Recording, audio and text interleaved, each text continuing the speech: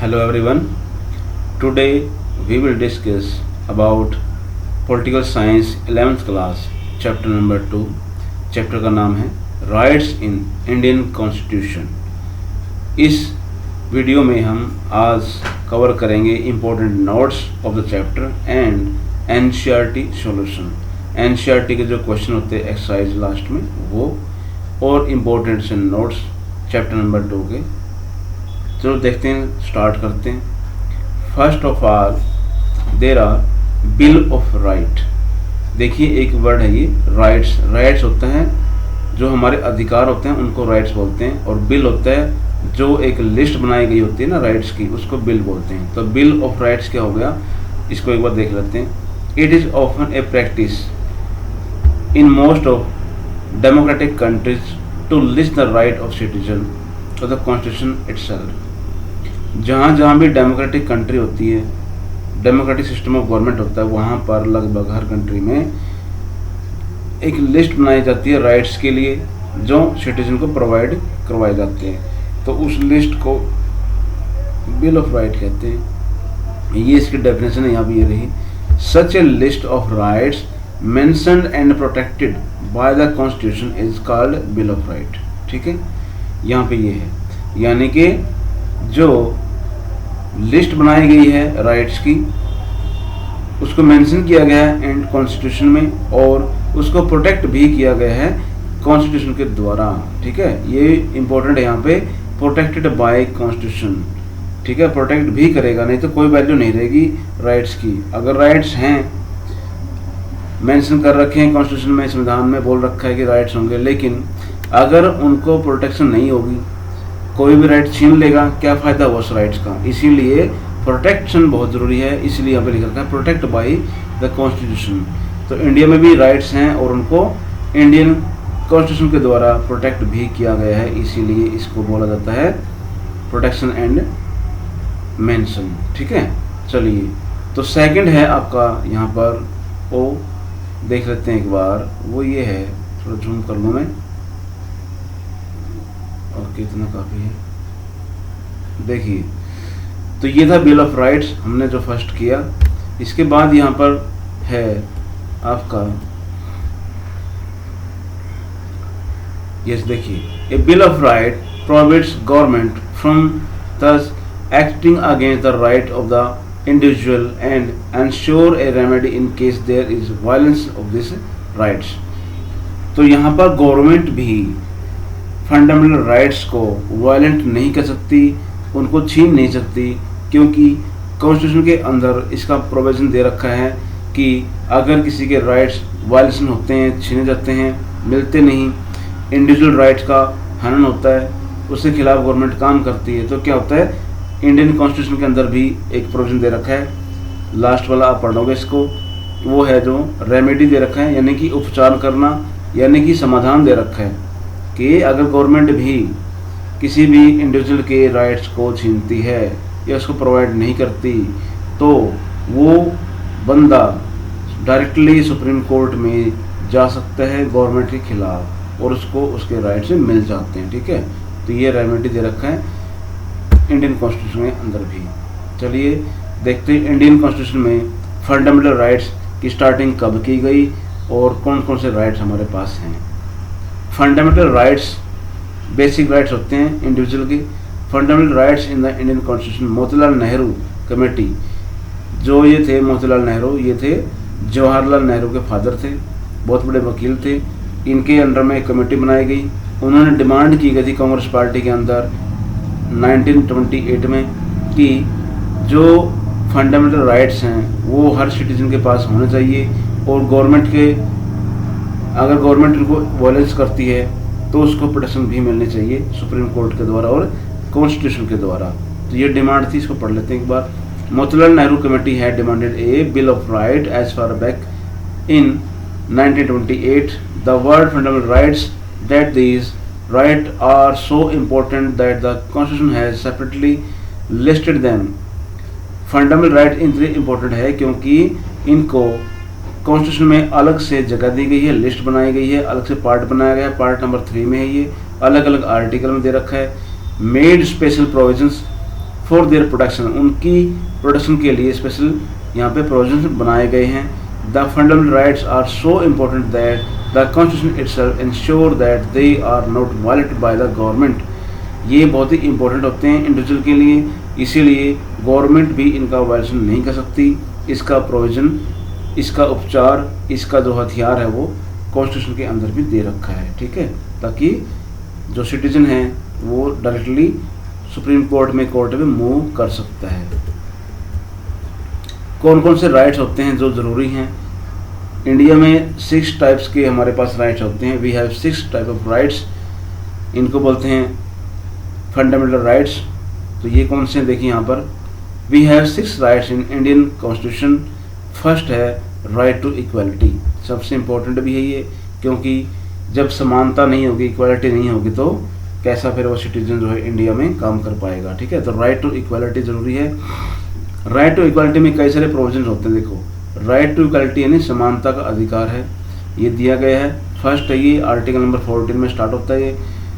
इसमें क्या है, इक्वालिटी बिफोर लॉ, यानी जो कानून है इंडिया का उसके सामने सभी बराबर होंगे, इक्वल होंगे, इक्वल बिफोर लॉ, ठीक है। इसका मीनिंग ये है इक्वल प्रोटेक्शन मिलेगी, इक्वल प्रोटेक्शन ऑफ लॉ, यानी कि जो बंदा है कानून उसकी रक्षा करेगा, सबकी बराबर रूप से करेगा, ये भी कहा गया है, ठीक है। तो 2 यहाँ पे प्रोविजन दे रखे हैं, equality before law, equal protection of law.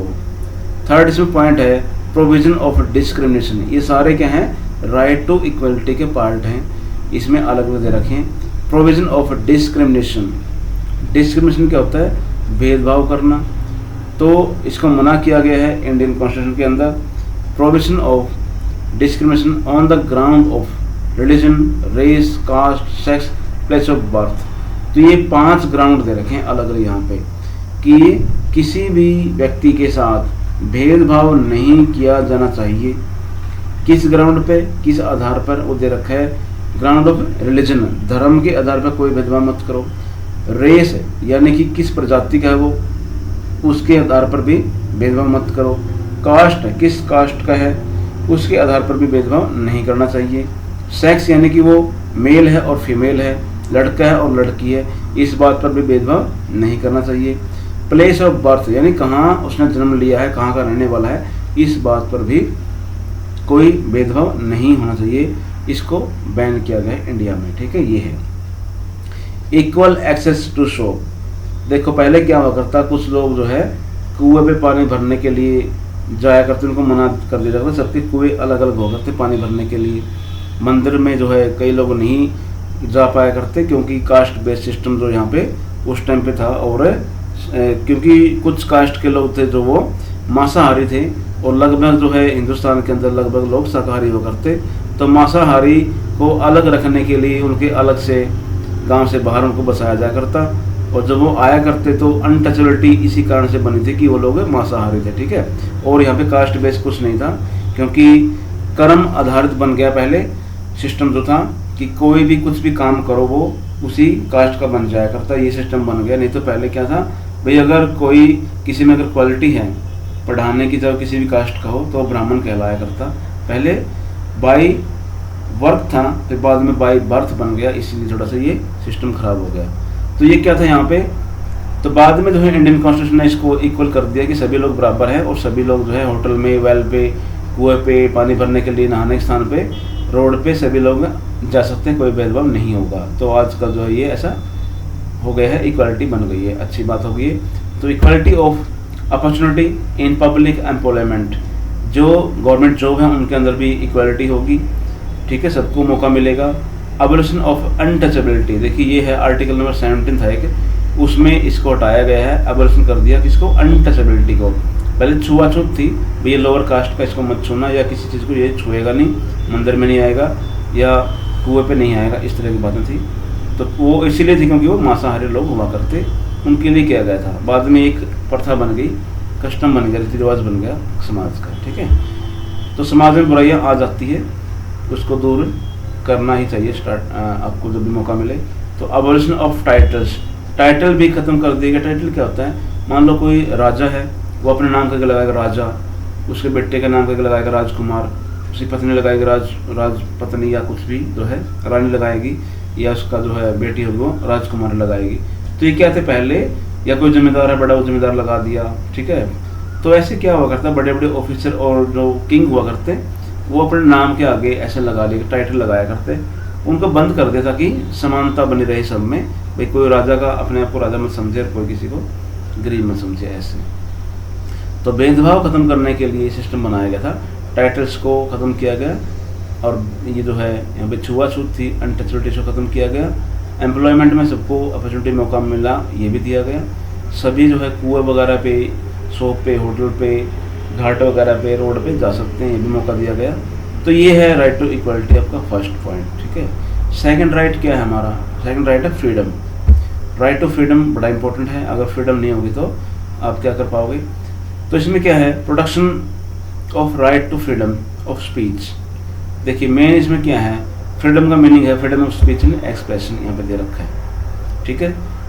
यानी बोलने का अधिकार है, स्पीच करने का अधिकार है, एक्सप्रेस करने का अधिकार अपने आप को। इसीलिए हम लोग जो है देखो व्हाट्सएप पे, ट्विटर पे, इंस्टा पे या कहीं भी आप अपने जो है सोशल मीडिया पे आप अपने विचार, थॉट्स वगैरह शेयर कर सकते हो, करते हो ना। ऐसे मीडिया है जो आप मीडिया में भी कोई कुछ बोल देता है, पेपर में कुछ छाप देता है, मैगजीन छाप देता है, लिख देता है, कहीं ना कुछ बोल सकता है कुछ ना कुछ किसी के बारे में, ठीक है। तो इंडिया में क्या है, फ्रीडम ऑफ स्पीच है, एक्सप्रेशन है। लेकिन कई लोग इसका गलत फायदा भी उठाते हैं। किसी के बारे में अगर आप गलत कहोगे, बुरा कहोगे, गाली बकोगे, तो क्या होगा, उसको भी बुरा लगेगा, समाज में बुराई फैलेगी, समाज में झगड़े बढ़ेंगे। तो जो फ्रीडम ऑफ स्पीच है उसको अपने आप से, अपनी जिम्मेदारी के साथ से ही निभाना चाहिए। ये नहीं कि आपको मौका मिल गया और आपको राइट है ये कुछ बोलने का, कुछ भी बोलने का राइट नहीं है, केवल अच्छी बातें बोलने का ही राइट है, ठीक है। अगर गाली बकोगे किसी को तो वो केस कर देगा, आप जेल में जाओगे, ठीक है, क्योंकि उसके पास तो राइट है ना स्पीच का, प्रोटेक्शन करने का। तो राइट टू फ्रीडम है ये, फ्रीडम ऑफ स्पीच है इसमें मेन। कई बार सोशल मीडिया में गलत बातें आ जाती है, इस पे आजकल केस बन जाता है, इसलिए किसी चीज़ को आगे फॉरवर्ड मत किया करो। अगर कोई किसी के बारे में गलत लिखा हुआ है, फेक न्यूज़ है, उसको फॉरवर्ड मत किया करो, बचा करो उससे, ठीक है, क्योंकि वो रिटर्न में होती है। देखो ध्यान रखना, आपके फ़ोन से गया है वो, फॉरवर्ड हुआ है, तो आप भी इसमें फंस सकते हो, ठीक है।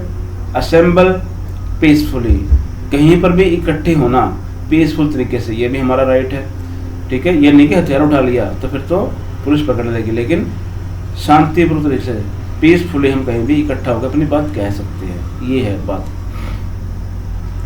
फॉर्म एसोसिएशन एंड यूनियन, हम इकट्ठे होकर कोई भी संगठन बना सकते हैं, यूनियन बना सकते हैं, अपना एक संगठन अलग से बना सकते हैं, फॉर्म कर सकते हैं, ये भी हमारे पास राइट है।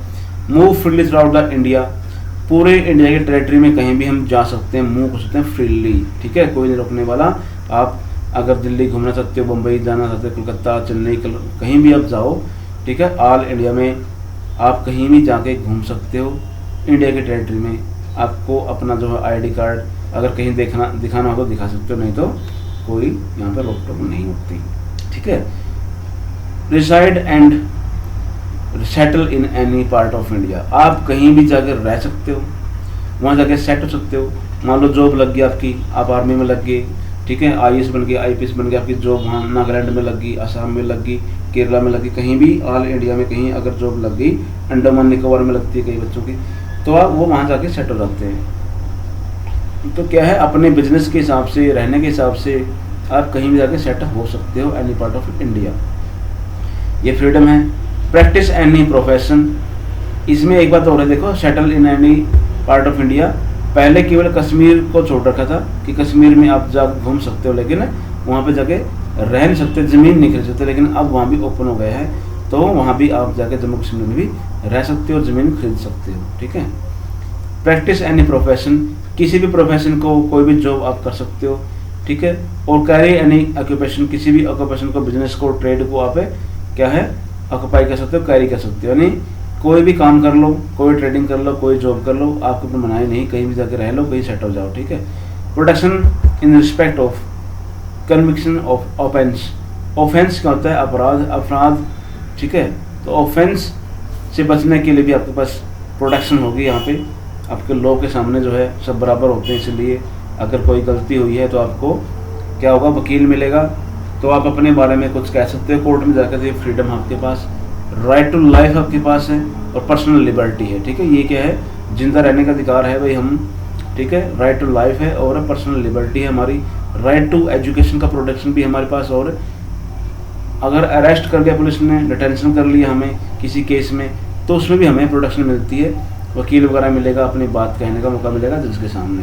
तो ये राइट टू फ्रीडम है हमारा। अलग अलग पार्ट्स होते हैं एक ही राइट्स के।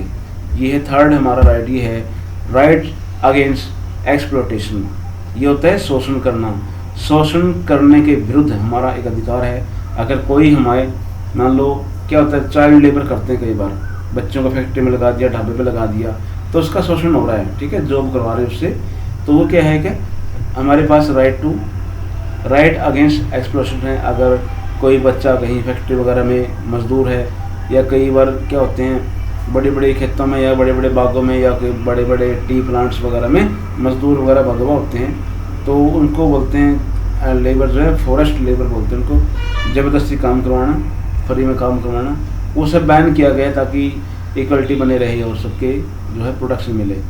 Prohibition of trafficking human being, किसी भी ह्यूमन बीइंग का बेच देना, उसको खरीद लेना, ये सब बैन किया गया है। ट्रैफिक होता है मूवमेंट करना, किसका, ह्यूमन बीइंग को बेच देना, सेल कर देना, ठीक है, वो होता है। और ये है फोर्स्ड लेबर जो मैं बता रहा हूँ, और production of employment in child in harsh job, जो बड़ी बड़ी खतरनाक जॉब है उसमें फैक्ट्रियों में चिल्ड्रन को भी बैन किया गया है, काम करने से मना किया गया है, ठीक है। Right to freedom of religion, धर्म की आज़ादी भी है हमें, देखो, freedom of conscience and free profession, आप किसी भी धर्म को अपना सकते हो, ये आपकी आज़ादी है, प्रैक्टिस कर सकते हो, उसकी सब प्रचार कर सकते हो। Freedom to manage religious affair, जो धार्मिक मुद्दे हैं उनको आप मैनेज कर सकते हो। फ्रीडम टू पे tax for promotion any particular religion, अगर आपका धर्म की कोई पर्ची काट रहा, मान लो गौशाला की पर्ची काट दी, ठीक है, जागरण काट दी, भंडारे काट दी, तो आप कटवा सकते हो, आप फ्री हो इसके लिए, ठीक है। तो ये होता है टैक्स का मीनिंग यहाँ पे ये है। Freedom to attend religious institution या institution of worship in certain educational institution, ये भी है कि अगर कोई ऐसा है धार्मिक रूप से कोई स्कूल है, इंस्टीट्यूशन है, एजुकेशन देते हैं वहाँ पे, उसको भी जो है आप वहाँ पे जाके अटेंड कर सकते हो, ये भी फ्री है, ठीक है। जैसे मंदिर में कोई जागरण हो गया या गुरुद्वारे में लंगर में जाते हैं, तो वो है ये चीज़ें, संगत सुनने के लिए जाते हैं लोग, या किसी और धर्म का है वो वहाँ जाता है। तो इसमें जो है सब कुछ आज़ादी है, लेकिन एक की आज़ादी दूसरे की प्रॉब्लम नहीं बननी चाहिए। मान लो आपका धर्म अच्छा है, दूसरे का बुरा है, ऐसा नहीं करना चाहिए। तो ये क्या है, दूसरे का धर्म को भी मौका मिलता है, फिर राइट है उसके पास भी फ्रीडम का। तो ये क्या है, देखो, रिलीजन क्या होता है, रिलीजन होता है एक पर्सनल मैटर होता है, धर्म एक व्यक्तिगत मुद्दा है अपना खुद का, हम किसी को मानने ना माने हमारी मर्जी होती है, ठीक है। तो किसी को बुरा कहना या गलत कहना ठीक नहीं होता। हाँ, अगर वो कोई गलत कामों में अगर लिप्त पाया गया है तो अपने आप जो है गवर्नमेंट या पुलिस कंट्रोल अपने आप कर लेगी, ठीक है। तो पब्लिक जो है ज़्यादा इसमें चक्रों में नहीं पड़ना चाहिए, ये होता है। तो ये है right to freedom of religion. Next है cultural right, right to cultural and educational. तो कल्चर को प्रमोट करना, एजुकेशन को प्रमोट करने का राइट भी होता है, अपने लैंग्वेज को, अपने कल्चर को, अपने जो है, ये खासकर माइनॉरिटी के लिए, माइनॉरिटी कौन होती है, जो कम है इंडिया में, जिनकी संख्या कम है, जैसे कि सिख है, जैन है, बुद्ध है, ये कम है। तो अगर ये अपने कल्चर को प्रोटेक्ट करना चाहें, अपने लैंग्वेज को प्रोटेक्ट करना चाहें, तो ये कर सकते हैं। उसके लिए स्कूल वगैरह खोल सकते हैं, पंजाबी स्कूल बहुत सारे खुले हुए हैं, ठीक है। तो इस तरह से जो है सिस्टम ये बनाया गया है माइनॉरिटी को सुरक्षा देने के लिए, ठीक है। राइट टू कॉन्स्टिट्यूशनल रेमेडीज ये दे रखा है, लास्ट है, बड़ा अच्छा पॉइंट है। ये है वो जो ऊपर बात हुई थी रेमेडीज़ की, कि अगर किसी के राइट्स वायलेंस होते हैं, छीने जाते हैं, चाहे गवर्नमेंट भी हो छीनने वाली, तो पब्लिक जो है डायरेक्टली सुप्रीम कोर्ट में मूव कर सकती है गवर्नमेंट के खिलाफ भी। तो इसको बोलते हैं राइट टू कॉन्स्टिट्यूशनल रेमेडी। इसको बी आर अम्बेडकर ने कहा था कि ये संविधान की आत्मा है, क्योंकि अगर ये नहीं होगी ना, प्रोटेक्शन नहीं होगा, तो फिर राइट का क्या फ़ायदा है, गवर्नमेंट छीन लेगी, कोई भी छीन लेगा ऐसे, ठीक है। तो ये है right to move to court to issue direction order writ for enforcement of right. तो इसमें क्या होता है, देखो, इसमें कोर्ट में जाएगा कोई भी सिटीजन है, अगर उसको लगता है कि उसके राइट नहीं मिले, छीन लिए गए, वायलेशन हुआ, तो कोर्ट में जाएगा। कोर्ट इशू करेगी, डायरेक्शन भी या ऑर्डर जारी कर देगी गवर्नमेंट को भी, ऑफिसर को भी, किसी को भी। उनको बोलते हैं रिट, WRIT ऐसे रिट्स बोलते हैं। तो 5 टाइप्स की रिट्स होती है इंडिया में। सुप्रीम कोर्ट के पास पावर होती है रिट्स जारी करने की, ऑर्डर पास करने की, डायरेक्शन देने को। तो ये होता है। तो according to this right the court can issue very special order known as writ. अगर क्वेश्चन आता है what do you mean by writs, writs क्या होता है? अगर कोर्ट्स कुछ स्पेशल ऑर्डर पास करती है ना, उसको रिट्स बोलते हैं। ठीक है, तो ये फंडामेंटल राइट्स के लिए है लगभग। तो यहाँ पर देखें कौन कौन से रिट्स हैं। 5 टाइप्स के रिट्स इंडिया में हैं। ये है फर्स्ट हमारा हैबियस कॉर्पस। ये वहाँ से हमने राइट्स जो हैं USA से हमने अडॉप्ट किए हैं। तो देखिए पहला है हैबियस कॉर्पस। ये क्या होता है? हैबियस कॉर्पस होता है एक रिट है ये, जो कोर्ट इशू करती है। किसके लिए? Court order that the arrested person should be present before it. Habeas corpus यानी जो बंदा पुलिस ने पकड़ रखा है, पुलिस ने अरेस्ट कर रखा है, वो कोर्ट के सामने 24 घंटे के अंदर अंदर पेश होना चाहिए। ये पुलिस को ऑर्डर करती है कोर्ट कि आपने जो उठाया है, बंदा पकड़ा है, अरेस्ट किया है, 24 घंटे के अंदर मेरे सामने पेश करो। इसीलिए बोलते हैं पेशी लगी उसकी। ठीक है, तो अगर पुलिस अरेस्ट करेगी तो सबसे पहले क्या करेगी? उसको थाने में ले जाएगी, पूछताछ करेगी, लेकिन बाद में उसको कोर्ट में पेश करना पड़ता है। ठीक है, 24 घंटे से अंदर अंदर में। ठीक है, नहीं तो फिर पुलिस पे डांट पड़ती है। कोर्ट कहेगी आपने अपने पास क्यों रखा, पहले मेरे पास लेके आओ, देखेंगे क्या है, मेरे से फिर परमिशन लो। अगर आपने लगता है कि इसको चाहिए जेल में डालना है तो आप मेरे से परमिशन लो। रिमांड लेना है तो हम रिमांड का आपको डे देंगे कि 2 डेज का 3 डेज का आप पूछताछ करने के लिए मांग सकते हो। तो ये होता है। इसमें क्या है? It can also order to set free an arrest person. अगर कोई अरेस्टेड है पुलिस के द्वारा तो उसको फ्री भी कर सकती है, फ्री करने का ऑर्डर भी दे सकती है। If the manner of ground of arrest are not lawful और सेटिस्फैक्ट्री।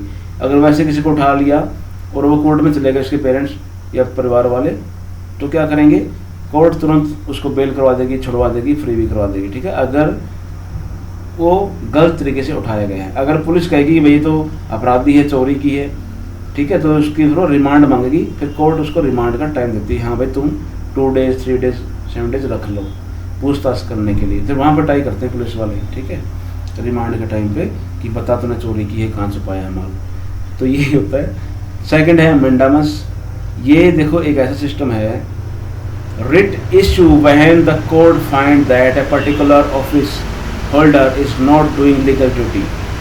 ये जो है मेंडामस किसके लिए है? ये ऑर्डर है कोर्ट का, ये ऑफिसर के लिए डाला गया है। किसी भी ऑफिसर को ऑर्डर देती है कोर्ट कि तुम अपने ड्यूटी क्यों नहीं कर रहे। ठीक है, उसके लिए मान लो तुम गए राशन कार्ड बनवाने, आधार कार्ड बनवाने चले गए, वहाँ तहसीलदार ने कह दिया मैं तो नहीं बना रहा, तो तुम कोर्ट में जाओगे मेरा नहीं बन रहा। ठीक है, या पेंशन नहीं मिल रही, जो भी है सिस्टम। तो ये सिस्टम है कि वहाँ कोर्ट इसको ऑर्डर जारी करेगी कि तुम अपना काम क्यों नहीं करे, not doing your legal duty. तो अपनी ड्यूटी बताने के लिए कोर्ट ऑफिसर को बोलती है, ये है वो। ठीक है, तो ये इंडिविजुअल राइट है सबका। थर्ड है provision. This right issue the higher court. Supreme court और हाई कोर्ट जारी करते हैं लोअर कोर्ट को। ठीक है, वो कहेगी कि तुम्हारे पास जो केस पड़े हैं ना, जो केस तुम देख रहे हो वो तुम्हारी जुडिक्शन से बाहर है, तुम्हारे एरिया से बाहर है, उसको मत हाथ लगाओ, उसको मत छेड़ो। ठीक है, यानी अगर लोअर कोर्ट में कोई केस है और जो केस है वो बड़ा केस है, तो अगर कोई सुप्रीम कोर्ट में चला गया कि देखो जी लोअर कोर्ट में मेरा केस है और वो ऐसे कर रहे हैं, तो लोअर कोर्ट को ऑर्डर करेगी सुप्रीम कोर्ट, बड़ी कोर्ट। ठीक है, कि तुम्हारा ये काम नहीं है भाई, तुम्हारे बस की बात नहीं है, इसको छोड़ दो तुम ऐसे। ठीक है, उसका एरिया बताएगी इसको। नेक्स्ट है क्यू वारंटो। ये एक रिट है, इसको भी कोर्ट जारी करती है। Court find that a person is holding office but not entitled to hold that office. देखिए यहाँ बताया गया है कोई आदमी ऑफिस में जा रहा है लेकिन वो उसका लायक नहीं है। ठीक है, ऑफिस होल्ड करने के लायक नहीं है बंदा, और ऑफिस में बैठा काम कर रहा है वो, यानी कि गलत तरीके से ऑफिस में ऑफिसर बन गया है, उसको अपनी औकात दिखाने के लिए सुप्रीम कोर्ट यहाँ पे बताती है कि तुम इस ऑफिस में कैसे आ गए भाई, तुम किस अधिकार से यहाँ पे काम कर रहे हो। तुम ये साइन कैसे करोगी, ठीक है। This issue writ of quo warranto and restrict the person from acting as office holder, ठीक है ना। तो ये है क्रेटरी।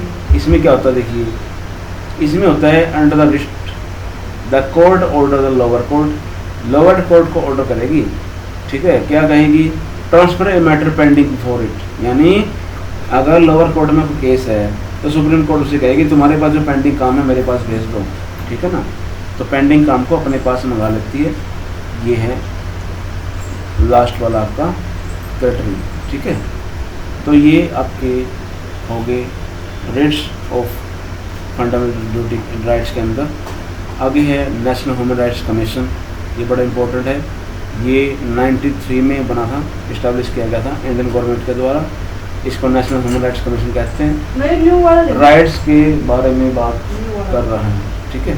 तो यहाँ पर फंडामेंटल राइट्स को प्रोटेक्ट करने के लिए, पीपल को प्रोटेक्शन देने के लिए राइट्स बनाया गया है, कमीशन बनाया गया है। इस कमीशन का चेयरमैन सुप्रीम कोर्ट का फॉर्मर जज होता है, यानी कि कोई जज रिटायर होगा उसको इसका चेयरमैन बनाते हैं, ठीक है, ध्यान देना। आगे है एनसीईआरटी क्वेश्चन।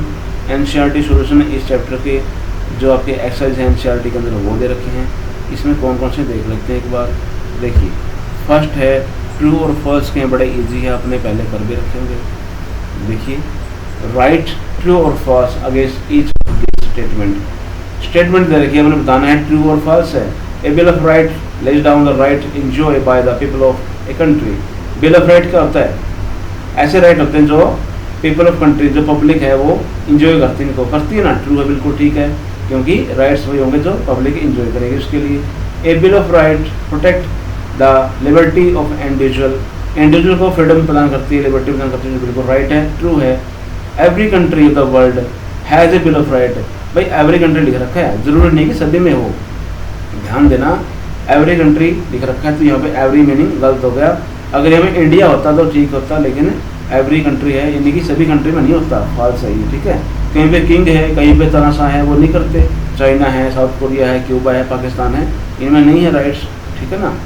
ये तो इंडिया है भाई, यहाँ पे सारे राइट मिलते पब्लिक को, चाहे पब्लिक है सीएम को पीएम को भी गाली बकले, उसका कुछ नहीं बिगड़ता, ठीक है। आप चाइना बोल के दिखा दो, चाइना में तो तुरंत पकड़ लेंगे। The constitution guarantee remedy against violence of right, ये भी ट्रू है, हमने अभी किया था, ठीक है। तो ये क्या है, ट्रू और फॉल्स बताना है, केवल एक फॉल्स है, बाकी ट्रू है। सेकंड क्वेश्चन में which of the following is best description of the fundamental rights. Fundamental rights के बारे में बताना है, सबसे अच्छा उदाहरण कौन सा है, इसका डिस्क्रिप्शन देना है। देखिए कौन सा है उसमें, ये तो है all the rights individual should have, all the rights have to citizen by law, the rights given the protected by the constitution. देखिए फंडामेंटल राइट्स सबसे अच्छे कब माने जाएंगे, जब उसका प्रोटेक्शन होगा तभी तो राइट्स माने जाएंगे, नहीं तो क्या फायदा उस राइट्स का अगर कोई छीन लेगा तो सी वाला इसमें बेस्ट है, क्योंकि इसको प्रोटेक्ट किया गया है, ये मैंने पहले समझाया आपको, ठीक है। आगे है सारे ठीक है ये, लेकिन बेस्ट कौन सा इनमें से, ये वाला सी वाला है, क्योंकि प्रोटेक्शन जरूरी होती है फंडामेंटल राइट्स की। नेक्स्ट है फॉलोइंग सिचुएशन को हमने रीड करना है, उसके बाद फंडामेंटल राइट्स का कौन सा वायलेशन हुआ यहाँ पे हमने बताना है, ठीक है। देखिए एक स्टेटमेंट दे रखी है, ऑर्बिट मेल कैबिन क्रू, एक प्लेन है उसमें एयर होस्टेस होती है, कुछ केबिन क्रू यानी कि कुछ वहाँ पे कर्मचारी होते हैं। तो जो मेल कर्मचारी हैं अगर वो मोटे हो जाते हैं, फैटी हो जाते हैं, वेट गेन कर लेते हैं, तो उनको हटाया नहीं जाता। लेकिन अगर कोई भी फीमेल है यानी कि एयर होस्टेस है, अगर वो मोटी हो गई तो उसको हटा सकती है एयरप्लेन के मालिक या गवर्नमेंट भी, ठीक है। तो एयरलाइंस इसको हटा देती है।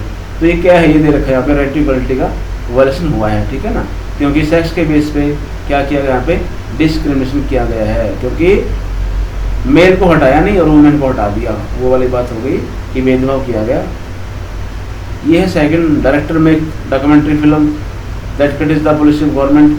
भाई पॉलिसी को क्रिटिक कर सकता है कोई भी, लेकिन गलत तरीके से उसको अफवाहें नहीं फैला सकता। तो यहाँ पे फ्रीडम ऑफ स्पीच है, इसका अधिकार है, ये कर सकता है अपने व्यूज़ को एक्सप्रेस, बस थोड़ा कंट्रोल में रखे अपने आप को, गलत मत बोले किसी के बारे में, अफवाहें मत फैलाएं।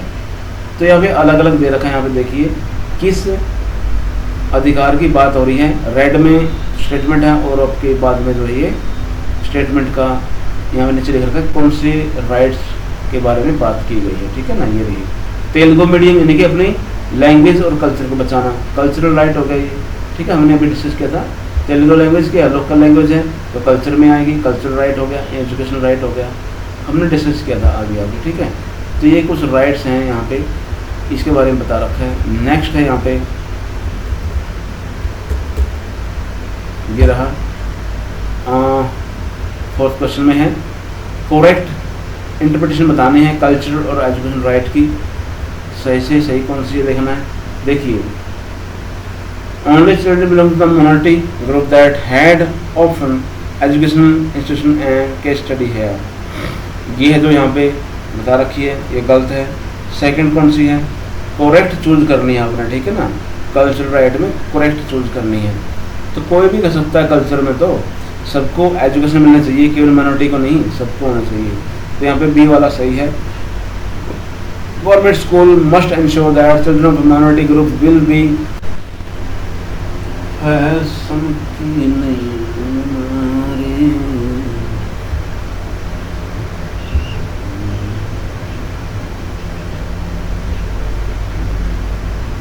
ओके। तो यहाँ पर जो है बी ऑप्शन आपका राइट होगा, क्योंकि माइनॉरिटी ग्रुप को भी यहाँ पे क्या मिलेगा, चिल्ड्रन पढ़ने आए गवर्नमेंट स्कूल के अंदर भी, ऐसा व्यवस्था करनी चाहिए गवर्नमेंट को। 5th में है यहाँ पे which the following is a वंश of fundamental rights and why. देखिए नॉट पेइंग मिनिमम वेजेस, इसमें कौन सा आपका फंडामेंटल राइट्स वायलेशन होगा। अगर मिनिमम वेज नहीं दिया गया तो ये क्या होगा, क्या अन्याय होगा, एक्सप्रेशन होगा, शोषण होगा, ठीक है। सेकंड में क्या है बैनिंग ए बुक, एक बुक को बैन कर दिया तो स्पीच का, फ्रीडम ऑफ स्पीच और एक्सप्रेशन का क्या हो गया, वायलेशन हो गया। थर्ड है banning of loud speaker after 9, ये क्या है, ये तो भाई गवर्नमेंट के रूल होते हैं कि अगर 9 बजे के बाद जाओगे तो लोग परेशान होते हैं, सोना भी तो होता है रात को, इसलिए इसमें कोई वायलेशन नहीं होता। और जो है मेकिंग स्पीच में कोई वायलेशन नहीं होता अगर वो गलत ना कहीं तो ये दोनों आते फंडामेंटल राइट्स दोनों में आते हैं। मिनिमम वेजेस यानी कि कम से कम तनख्वाह जो सैलरी है ना वो दी जाने चाहिए। और जो अगर बुक है कोई, अगर उसमें गलत लिख रखा है किसी के खिलाफ तो उसको बैन कर सकते हैं। अगर उसमें कुछ अच्छा है तो बैन करोगे तो राइट टू स्पीच का जो है यहाँ पे वायलेशन होगा, लेकिन बुक चेक की जाएगी कैसी है, अगर गलत होगी तो उसको अरेस्ट भी कर सकते हैं। वही है अफवाहें मत फैलाओ, वही है अगर सोशल मीडिया पे आप कुछ गलत करोगे तो अफवाहें मानी जाएगी इसको, ये है। तो ये एक बड़ा क्वेश्चन है, आप इसको NCERT की जो एक्सरसाइज है वहाँ से लिया है और इसका आंसर यहाँ पे दे रखा है। ये एक पर्सनल बात है, एन एक्टिविस्ट यानी कि कार्यकर्ता है कोई मानवाधिकार की बात करने वाला, वो कह रहा है, ठीक है, गरीब लोगों के बारे में बात कर रहा है कि उसको फंडामेंटल राइट्स मिलने चाहिए। तो उसके बारे में बताना है, एग्री हो या नहीं हो आप, तो इसमें आप इसको लिख लो, ये मैंने बनाया है एग्री वाला, ओके।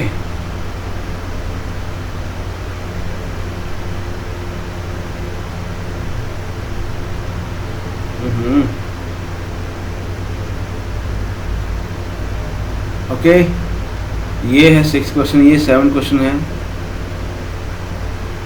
तो डायरेक्टिव प्रिंसिपल के पास जो है लीगल बाइंडिंग नहीं होती, केवल फंडामेंटल राइट्स में होती है बाइंडिंग। तो भाई अगर कोई पुअर है तो अगर वो काम करे तभी वो रिच बनेगा, ठीक है ना।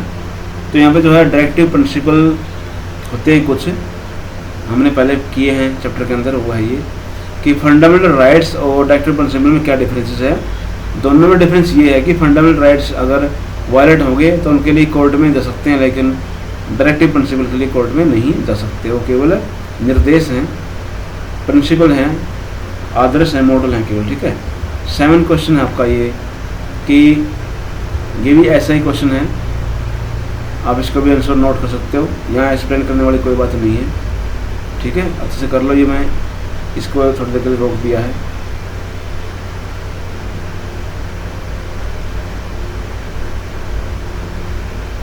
थोड़ा ध्यान से पढ़ा करो एनसीईआरटी बुकों को, क्योंकि एनसीईआरटी की बुक जो है एक स्पेशल जो राइटर ग्रुप होता है ना जेएनयू का, उसने लिखी हुई है। तो कुछ इसमें थोड़ा सा पूर्वाग्रह भी हैं, कुछ गलत बातें भी होती हैं, और थोड़ा ध्यान से पढ़ के समझ लिया करो या पूछ लिया करो अपने बड़ों से। सब कुछ ठीक नहीं होता एनसीईआरटी की बुकों में, ध्यान रखना, गलत बातें भी होती हैं। एक आइडिया है, एक अनुमान के आधार पर लिखते हैं, खासकर पॉलिटी और हिस्ट्री, सोशियोलॉजी, थोड़ा ध्यान से पढ़ना इनको और बड़ों से डिस्कस कर लेना। लाइन टू लाइन इस पर विश्वास मत करना, क्योंकि जो एनसीईआरटी बुकों में लिख रखा है वो सब कुछ सही नहीं होता, ठीक है ना। तो अभी जो है इसको चेंज करने की ज़रूरत है कि एक देश के ऐसा माहौल होना चाहिए कि भाईचारा का माहौल हो और बच्चों पे एक अच्छा इफेक्ट पड़े,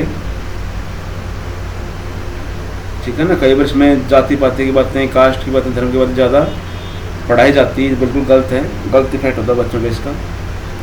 तो ये अभी चेंज होगा, एक अच्छा सिलेबस पढ़ना चाहिए, कम सिलेबस होना चाहिए। जात पात पढ़ा रहे हैं बताओ क्लासों के अंदर भी, तो ये कुछ गलत है यहाँ पे एनसीईआरटी का।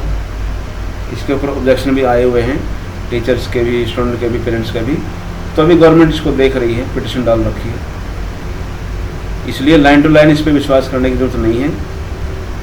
केवल अपने मार्क्स के हिसाब से पढ़ लो इसको, ज़्यादा सीरियस लेने की ज़रूरत नहीं होती। तो ये है आपका क्वेश्चन। नेक्स्ट ये रहा 9, ये भी ऐसे दे रखा है।